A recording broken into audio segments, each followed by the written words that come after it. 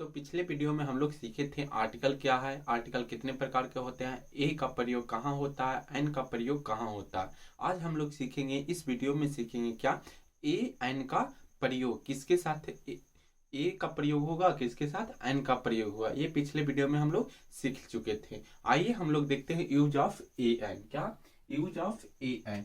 तो use of A N का प्रयोग, ए एन का प्रयोग तो जानेंगे क्या। फर्स्ट है कथन कि ए एन का प्रयोग सिंगुलर काउंटेबल नाउन के पहले होता है।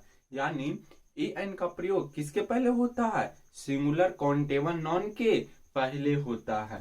सिंगुलर काउंटेबल नाउन के पहले ए एन का प्रयोग होता है। जैसे example, this is a student, this is a student. ये क्या है? यहाँ पे आर्टिकल है। क्या है? आर्टिकल है। यहाँ पे एन एनिमल, एक एन क्या है? आर्टिकल है।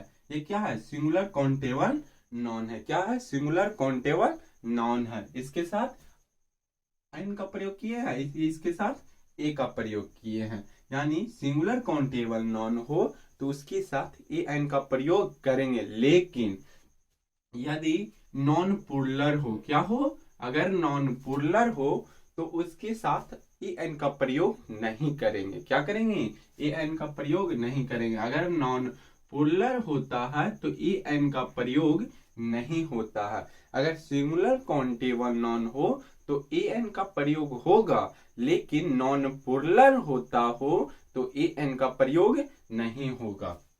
हम लोग समझ गए। यहाँ पे दो प्रॉपर्टी समझे ए एन का, कि सिंगुलर काउंटेबल नाउन के पहले ए एन का प्रयोग होगा, लेकिन अगर नॉन प्लूरल हो तो ए एन का प्रयोग नहीं होगा। आइए सेकंड प्रॉपर्टी क्या कहता है। अनकाउंटेबल नाउन, क्या यहाँ पे सिंगुलर काउंटेबल नाउन के पहले ए एन का प्रयोग करते हैं, लेकिन अनकाउंटेबल नाउन हो तो ए एन का प्रयोग नहीं होगा। क्या होगा? ए एन का प्रयोग नहीं होगा। यानी अनकाउंटेबल, जिसको हम गिन नहीं सकते हैं, उसके साथ ए एन का प्रयोग नहीं होगा। क्यों नहीं होगा? क्योंकि ए का मतलब होता है एक, यानी काउंट कर सकते हैं, इसलिए अनकाउंटेबल के तो गिन ही नहीं सकते, इसलिए ए एन का प्रयोग नहीं होगा। आइए एग्जांपल से समझते हैं। जैसे में दिस इज वाटर, क्या वाटर को गिन सकते हैं? नहीं। वाटर है क्या? अनकाउंटेबल नाउन है, इसलिए वाटर के साथ ए एन का प्रयोग नहीं करेंगे। यहाँ पे मिल्क, तो मिल्क भी नहीं गिना जा सकता है, मिल्क है अनकाउंटेबल नाउन, इसलिए मिल्क के साथ ए एन का प्रयोग नहीं होगा। यहाँ तक आप लोग को समझ में आ गया हो। आइए अब थर्ड प्रॉपर्टी क्या कहता। एक या कोई एक में ए एन का प्रयोग करते हैं। क्या? एक या कोई एक के अर्थ में ए एन का प्रयोग करते हैं। जैसे में आई सा ए बॉय, आई सा ए बॉय। मैंने देखा कोई लड़का को, क्या? मैंने देखा। ए का ए बॉय का मतलब यहाँ पे हिंदी हुआ एक लड़का या कोई लड़का। यहाँ पे एक का हिंदी एक भी होगा और कोई भी होगा, यानी कोई लड़का भी हो सकता है। जैसे में कोई फार्मर, यानी कोई किसान बोल सकते हैं।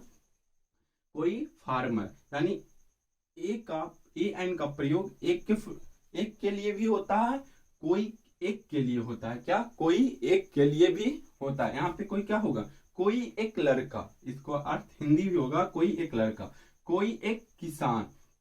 यहाँ पे ए एन का प्रयोग, ए का प्रयोग एक या कोई एक के लिए भी होता है। आइए नेक्स्ट देखते हैं। माप, तौल, गति सूचक शब्द के पहले ए एन का प्रयोग किया जाता है। क्या? माप, तौल, गति सूचक शब्द के पहले ए एन का प्रयोग किया जाता है। क्या किया जाता है? ए एन का प्रयोग किया जाता है। तब ए एन का अर्थ होता है, देखिए तब ए एन का अर्थ होता है क्या?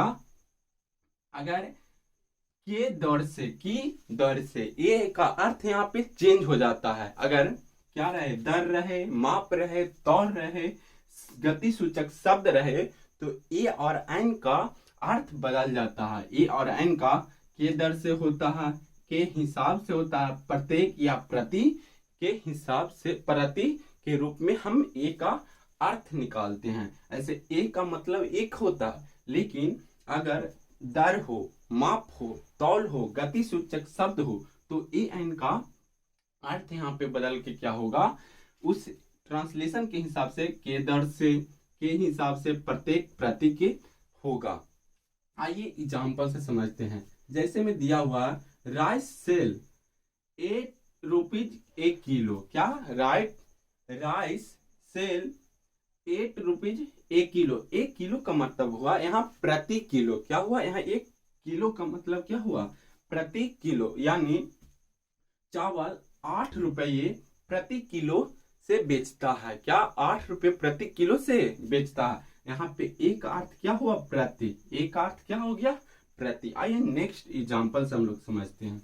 The train runs. क्या the train runs 60 kilometre an hour. क्या 60 किलोमीटर एन आवर।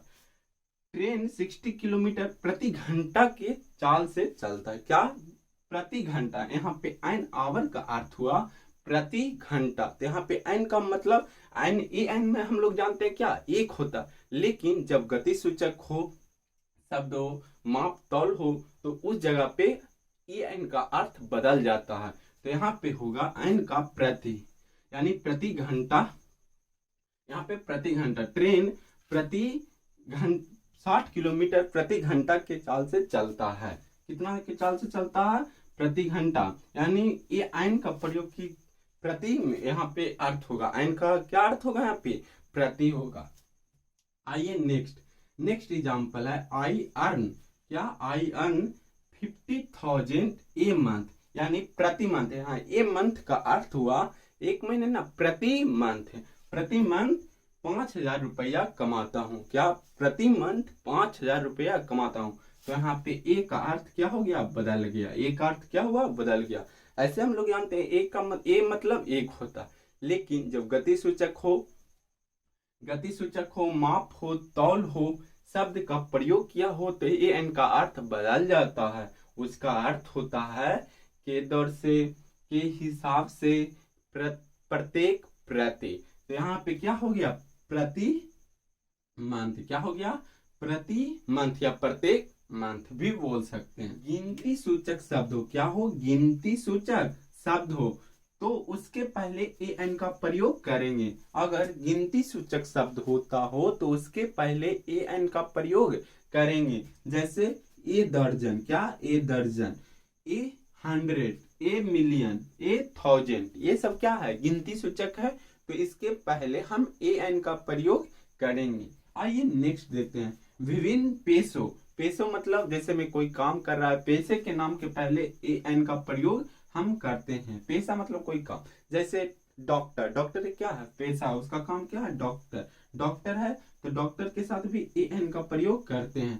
पोस्टमैन भी एक पेशा है, तो इसके साथ भी ए एन का प्रयोग करते हैं।